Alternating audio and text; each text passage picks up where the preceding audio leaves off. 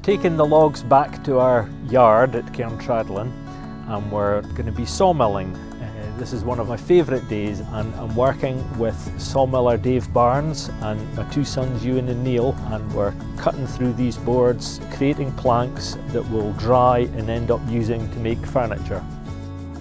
The first cut we make is usually discarded. That's what we call the back, and it ends up becoming firewood. We have a biomass boiler, so it'll keep us warm next winter. We try not to waste any of the timber. Even the sawdust is used. There's a local mushroom farm that takes away some of the sawdust and they use it for growing mushrooms. Each subsequent board, as it comes off, we take it over and wash it down.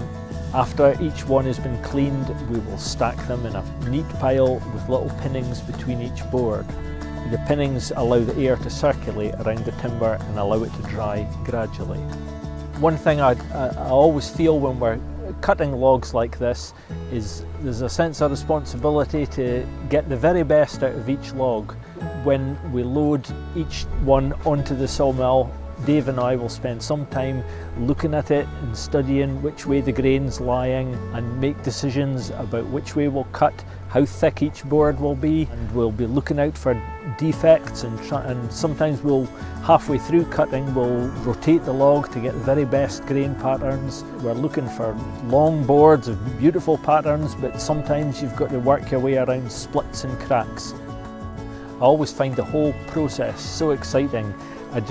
With every single log, you don't know what's going on inside, and opening each one can be like opening a treasure box. Each single tree has a unique identity of its own. I always say that every one is an example of genuine natural history, and when you cut into it, every single board is being revealed for the very first time, and all the patterns and colours that have been locked away under the bark for over a century are revealing themselves, and I find the whole process just really exciting.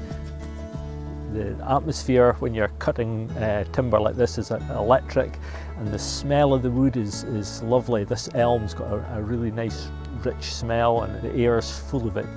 I try and keep every single log separate from the others throughout the whole process, and we identify each plank by attaching a small plastic tag on the end grain of each log. Years later, when we're using this wood to make furniture, I can tell my clients, well, this one came from Old Meldrum and this one came from Inch, and we've got a catalogue of every board so I know where it's all come from.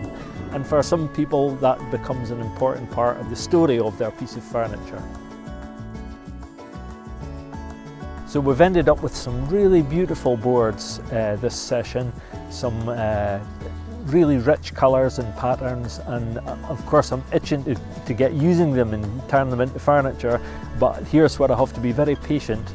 This wood will take a long time to dry, so we'll be stacking it up neatly, we'll fit a cover over the stack, and we just have to wait gradually for the moisture to come out of the timber.